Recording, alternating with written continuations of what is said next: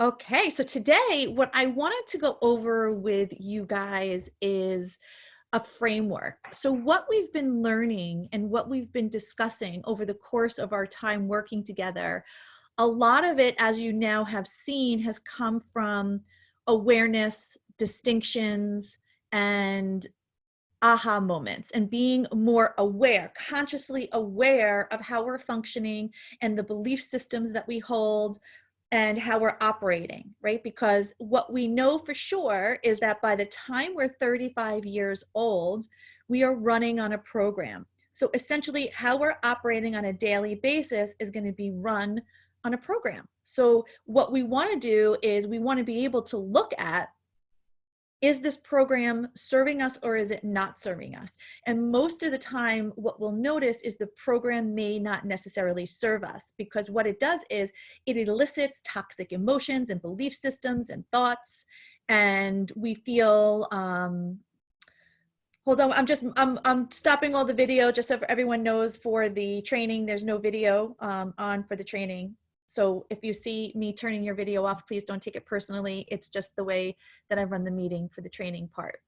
So going back to the thoughts and beliefs that we have, is that when we're running on program, many times those programs aren't necessarily serving us. So what I wanted to go over with you today is the framework that I use in creating my life path. It's also the framework that I use in the coaching with you guys. And it's also a framework that you could use in order to self-coach yourself, because I believe that we cannot do it alone, right? You guys know this, and I think we've all experienced it, that we definitely need the right focused intention. We need the right group. We need the right mentor. And when we have those pieces in together, that's when true transformation occurs. And that's when we really begin to take the shift and the transformation. And for you guys who didn't see yesterday or in yesterday's group, Felice wrote in the comments in our coaching call that I had with her yesterday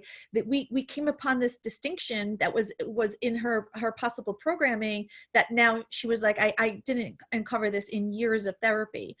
And that's the reason why I want to share with you this framework, is because you can take the framework that I'm going to teach you right now, apply it to your life, apply it to how you operate on a daily basis, and begin to self-coach. Because as I said, we can't do it alone. We need that group. We need the focused intention. However, we want to begin building that muscle to be able to handle things stronger and more efficiently and more effectively. We want to build what I would call that emotional resilience. We want to build that emotional discipline. And those muscles all come from personal work and all come from the conversations that we have with ourselves. So the framework, there's 5 pieces to the framework. And you guys may have seen this before, you may have heard this before, because this framework isn't exclusive to me. It's exclusive to the way that I use it with you guys. However, the framework itself, you probably heard before, but what we're going to talk about today is a way that you're going to learn how to apply it specifically for yourself. So the first thing in the framework that I use in order to self-coach and in order to really take your life to the next level is the understanding that there's 5 pieces to the framework. Okay, so the first piece is beliefs. The second piece is thoughts. The third piece is feelings. The fourth piece is actions. And the fifth piece is results. So essentially, our beliefs create thoughts that create feelings that then result in actions, and that then that end up in a result, right? So I'll repeat that one more time. Our beliefs will create thoughts that will create feelings that will then lead to actions, and then that will lead to results. So most people, what they do is they look at how they're feeling and they want to change the feeling. So that's the most popular place that a person will look to change, is We as human beings, we move towards pleasure and we move away from pain.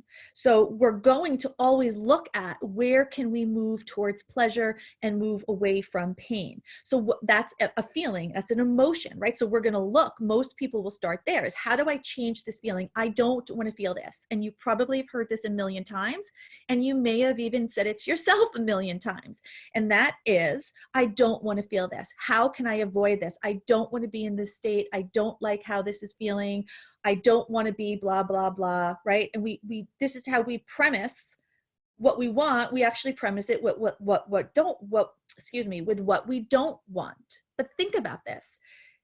If we're looking at what we want, but we're premising it with the idea of what we don't want, isn't that kind of contradictory, right? So if you're putting it out there to source, to universe, to God, you now have become contradictory. So what we want to do is we actually don't want to look at starting with changing the feelings. Here's where you're going to get the Jedi mind trick and the Jedi tool that can make all of the difference in your life and in the way you operate and creating your future. And that is, you want to look at looking and changing those thoughts, right? Because let's go through the trajectory again. We have a belief, which will then lead to a thought, which will then lead to a feeling, which will then lead to an action, which will then lead to a result. So if we go in there right in the beginning and we adjust our thoughts, this is where we want to change or reframe or have a different perspective. Because if we just change that one thing, if we just change our thoughts and we have a different perspective and we have a different mindset and a different look towards the thought that we're having, we now change the entire trajectory of the success cycle, right? So our beliefs will lead to a different thought, which will lead to a different feeling, which will lead to a different action, and which will lead to a different result. Now, the first part of this trajectory of this framework is beliefs. And this is where I invite you to challenge your beliefs and challenge the reasons why you do something. I'm not asking you to change them. And I will ask you to change them if they no longer serve you or if they've become toxic. But I will ask you to challenge your belief systems and the reason why you do something. I'm going to give you a little example, a little story, a little parable of what I mean by this. So a young girl and her mom are cooking a meatloaf. They take the meat, they create it, they do what they got to do. And now the mom takes the meatloaf, right, cuts a piece of that meatloaf off and then puts it in the pan. So the young girl says, Mom, why did you cut off a piece of that meatloaf? Like, I don't understand. And she says, you know what? I don't know. That's the way my mother did it. So they call Mom and they say, hey, Mom, Grandma, hey, what's going on here? Why do we cut off a piece of the meat before we put it in the pan? And Grandma says, you know what? I'm not really sure. That's the way my mother did it. So her mother was alive and they called Nanny and they said, Nanny, I don't understand this. Why do we cut off a piece of this meatloaf before we put it in the pan? And Nanny said very clearly, well, because I didn't have a pan big enough. So all of these years, generation to generation, the beliefs they had about making this meatloaf were followed through by Nanny, who didn't have a pan big enough and she cut off a piece of that meatloaf. But as the years went by, there was plenty big pans, right? The pans were plenty big to handle that meatloaf, but no one questioned or challenged or did research into why they were doing something. They just took that belief as gold, as if, no, this is what it is. And now we know. If you have a belief and you have something that you've been following, your time now isn't necessarily to just believe it, question it, challenge it. Ask yourself the question, what is it about my belief? Because if we look at the beginning of the framework, that's the first piece of the framework is your belief systems. So if you could start there by asking yourself, like, what is my belief system around love? What is my belief system around relationships? What is my belief system around worthiness and confidence and showing up with joy? What is my belief system in believing in miracles and synchronicities and really believing that I could create and have the life I want and the love I so desire and deserve? Right? Your belief systems are going to be the first part of what starts the framework. So I would encourage you to get in and dive deep and ask yourself and answer those questions. So you could identify, are those belief systems yours because you created it and you have decided with a focused intention that that's what you're going for, and your belief systems around it, and you've learned? Or are those belief systems from friends or family or society or parents, right? Where do those belief systems come? Because I'm going to pretty much be safe to say a big portion of your belief systems may not even be yours. They may have been, again, through society, through family, through friends, they may have been other people's belief systems that you have absorbed as true. And this is your opportunity now to challenge them. Because there's the gift. When you get to challenge those, now when you have a different thought, right? Because beliefs then lead to thoughts. If you have an updated belief, because now it's your belief system, it's what you believe, it's what you have taken on as true, because now it's from your research. Now that's going to align with your heart, your mind, your body, your soul, your spirit. It's going to feel good because it's you. It's not based upon what someone else believes. You're going to have a different thought about that. Now that thought may not be so negative, or maybe you're not going to, that thought may not be, I don't think this is possible, or this can't be true. You're going to have a different thought, which will lead to a different feeling, a different action, and then a different result, right? Because it goes back to how we show up in the world, how we show up in our state of being, and our thoughts and feelings and emotions about something are going to be the trajectory to what the actions that we take. And there's where it all lies, right? If we don't believe something's possible, we're not going to have the zest to want to take action to do something. We may, again, move away towards that pain, because when we're crossing the river from our state of being as we are now and crossing the river to the state of being that we're moving towards tomorrow, the work itself may not necessarily be hard, but there may be a challenge there. It may require grit. It may require dedication. Let's say, for example, that part of you in your new state of being is eating healthy and operating from a healthy lifestyle and getting into more affirmations and meditations and really digging into challenging your beliefs. And your day is already packed. So from 9 to 5, you're working, you get home 5 o'clock, and there you go, right? The day's going. This may mean you may have to wake up an hour or two earlier to do the work. So is it necessarily hard? It's not. But when you've become patterned, and to bring in a new pattern, it's again, you're breaking a habit. You're breaking out of a new habit and putting in, or breaking out of an old habit, putting in a new habit. So your body's going to want to buck the system. It's not going to want to do it. So that's where the grit comes in. That's where the determination comes in. That's where, when everybody else on the block is sleeping in their beds, you're up at 5 a.m. to do the work, because you know that in order for you to get to this place, right, your new state of being, that this is what you have to do. I have worked with some women, and I kid you not, they were across the country. They were in Asia, they were in Hawaii, they're in completely different time zones, that they would be waking up at 1 or 2 in the morning to get on a coaching call or to come to a group training call and then go back to bed after, because that's how dedicated they were to doing the work. And that's where I'm encouraging each and every one of you.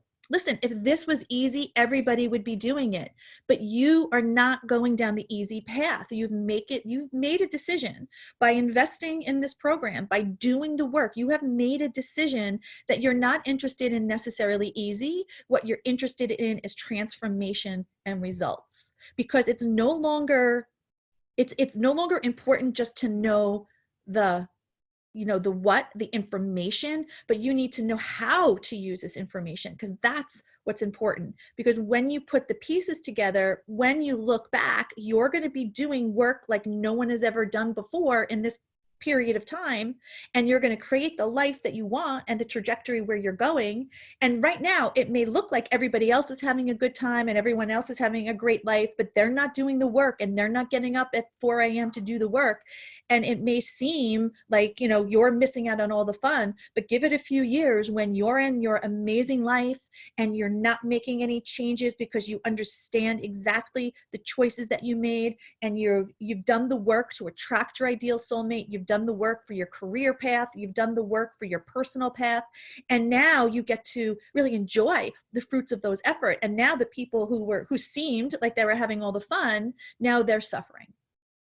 Right? So that's the reason why we want to really be careful of making sure that we're operating in the framework and that our framework is valid and that we're not operating from someone else's framework and someone else's belief systems. Because our thoughts have a profound impact on our feelings, which will have a profound impact on our results and our actions. Right? So if we could begin with challenging our beliefs, changing our thoughts, which will change the feelings, changing the actions, and changing the results.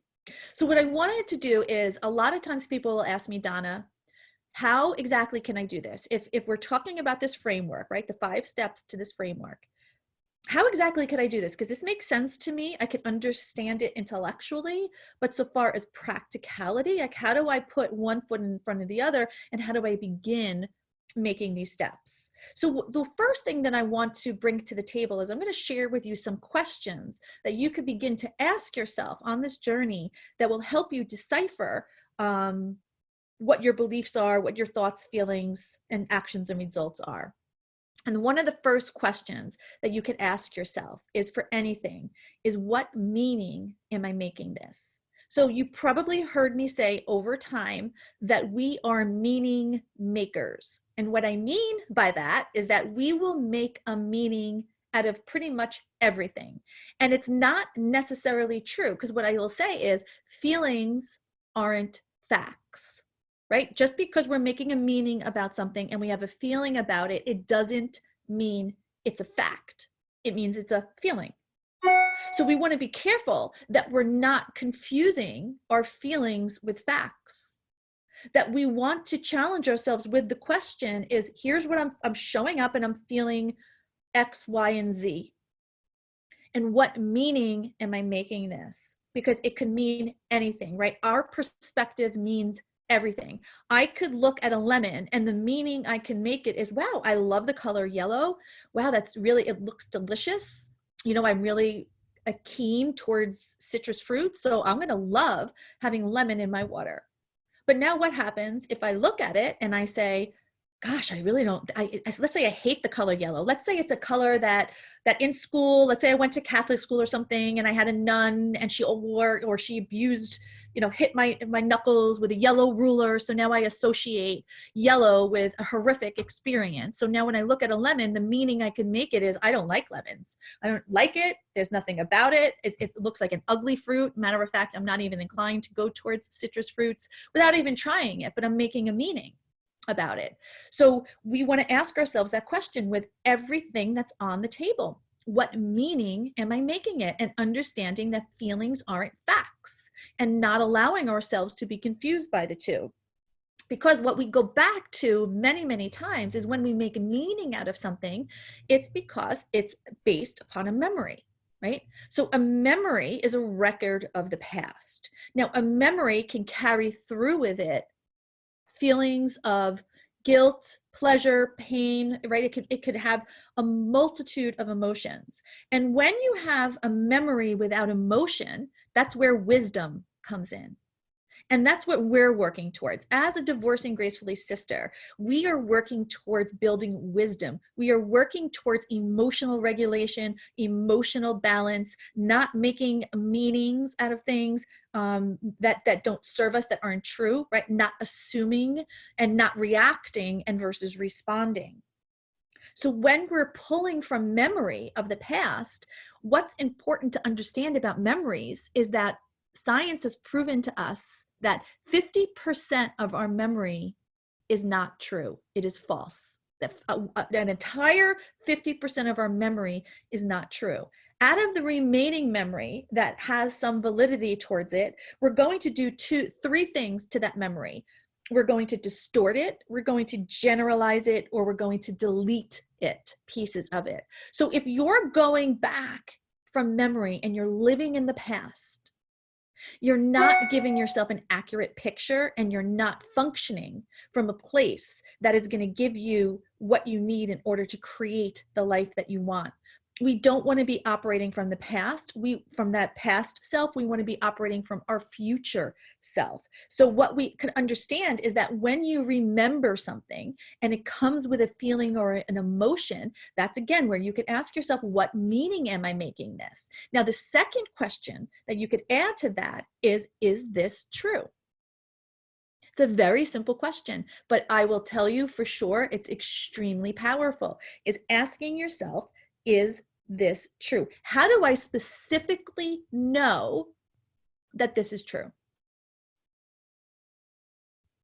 Because what will happen many times is you may say, well, a piece of it's true, but really, gosh, a big part of it isn't true. Because again, we are creating these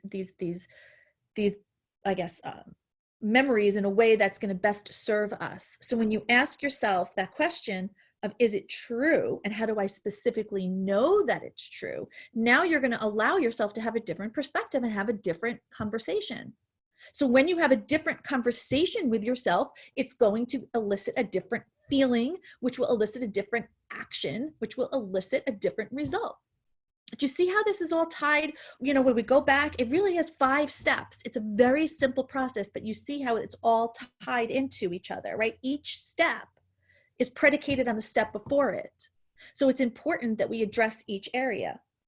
Now, another question, the third question that I'm going to share with you that I find to be a really powerful question is that most often, and I'm not saying all the time, and I'm not saying for everybody, but I am saying most often and many times when we're going towards a different result than what we've experienced in the past, there's a sense of not knowing, which could cause a sense of uncomfortableness or even fear or worry or doubt, right? Because the unknown can be uncomfortable. So the question when we say, okay, listen, here's what's on the table for you. You have an opportunity to eradicate the pain from the past, right? Give yourself a clean slate. You have the opportunity to learn how to fall in love with yourself again. And you have the opportunity to attract your soul partner when and if you are ready, right? So the tools I'm teaching you are going to enable you to do those 3 pieces. Now, many people, while again, intellectually, we align with that, and that sounds great, subconsciously, that feeling may come up of, gosh, is this true? Can I really have that? Or what happens if it doesn't work? Right? Because sometimes what will happen is in the beginning, there's a heightened sense of emotion and there's a heightened sense of hope. And then maybe you have in your mind how long it should take in order for you to reach these tasks, right? And again, you're now moving out of receiving, you're moving out of being open, you're moving out of the flow and moving into control, right? Because now in the beginning, you're open and you're moving into flow and you're open to receiving. But then maybe in your mind, you're thinking, okay, this should take me a week, or this should take me 2 weeks, or this should take me 3 weeks. And if those checkpoints come and you don't get the result that you want, it's very easy to snap back into toxic thinking. And that toxic thought could be, what happens if it doesn't work? What happens if it doesn't work? I don't know if I could do this anymore. What happens if it doesn't work? That's where most people will slide back to.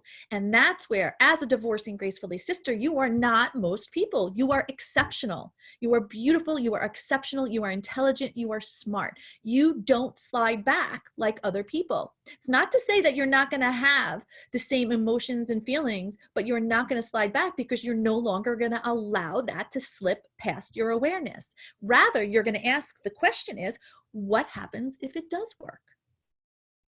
And that's the third question. Instead of saying, what happens if it doesn't work?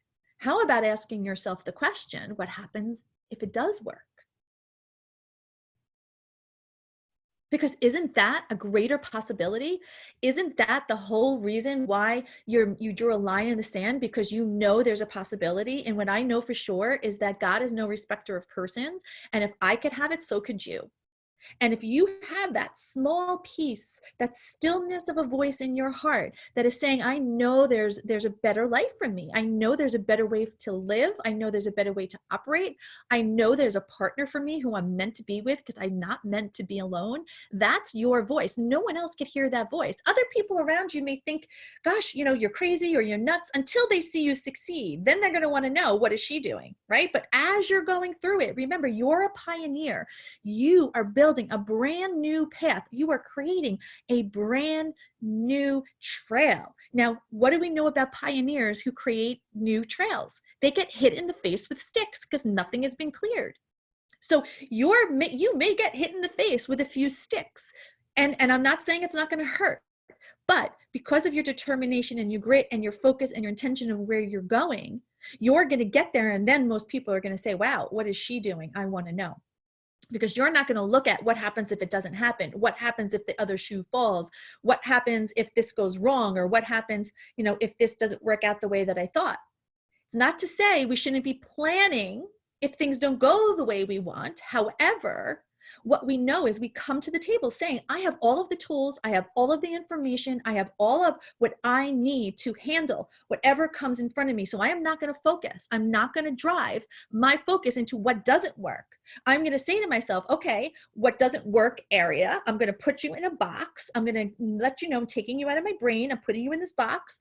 I'm going to let you know I'm looking at you. I see you, but I'm not going to focus on you. I'm not going to place my intention on what doesn't work. Rather, I'm going to place my intention and my energy of what I do want. I'm going to focus towards creating my future self and where I'm going. And I'm going to operate every single day in the mindset of what happens if it does work? What would that lead? What would I be feeling? How would I be operating? What feelings would I be experiencing? Right? That's where we want to move. We want to be operating at least 90% of the time in our future self, not in our past self. So just to recap, the 5 pieces of the framework that you could use to self-coach as you go through this program, as well as post going through the program. The 5 pieces of framework: beliefs will lead to thoughts, which lead to feelings, which lead to actions, which lead to results. Now, most people outside of us will start with feelings and try to change those, but we don't start with feelings. We're actually going to start with the thoughts. And even before we begin to change those thoughts, we're going to challenge our belief systems. So we're going to get right in there in that beginning of the framework, and we're going to nip it in the bud so we don't have to go through years and years and years of the same thing and experiencing the same thing and attracting the same people. We're going to nip it right there in the bud. Then we're going to ask ourselves these questions to help us really undergird this foundation of the new framework that we're putting in place. And the first question is, what meaning am I making this? The second question is, how do I specifically know that's true? And then the third question would be, what would happen if it does work?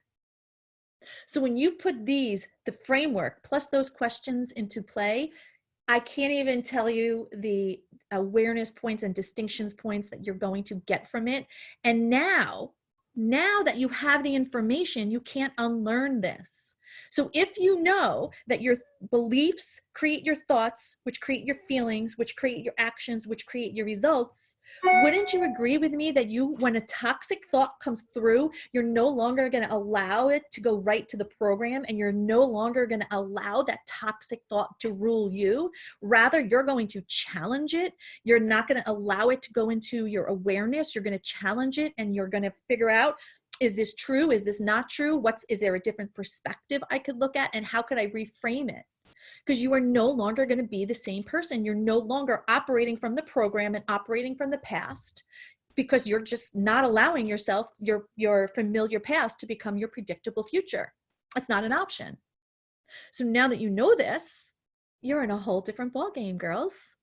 You're in a completely different ballgame, and now you are among the elite. The elite of the elite of the elite, because you will see people struggle with this for years on end. And to me, it's a tragedy, because some women will go to their grave never even understanding this, never learning this, and never living the life that they could have been living. But you guys are among the elite because you guys decided that the familiar past was no longer tolerable. that it was no longer tolerable. You had a different focus and a different intention. So with that said, I wish each and every one of you an amazing rest of the day. I hope this training was beneficial to you. I hope it gave you a different perspective and an outlook that you could use both personally. You could use it in work. If you have a team that reports to you, this is a really wonderful thing to have conversations about.